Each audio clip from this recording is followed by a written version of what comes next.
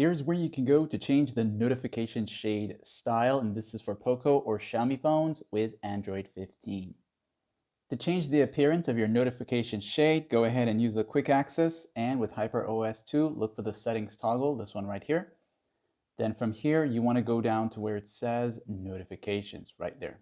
And as you enter into the notification section here, you're going to see notification style right there. Once here now, you'll be able to choose between the classic or the Android style. And you're probably wondering what's the difference.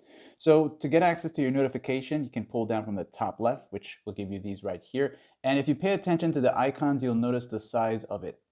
So if I switch to the Android version here, you'll notice that they get a little bit smaller and appear a bit different. So that would be your difference in that. Notice how this one has more of the actual colors and icon style, whereas the Android one just gives you something like this here, like and so.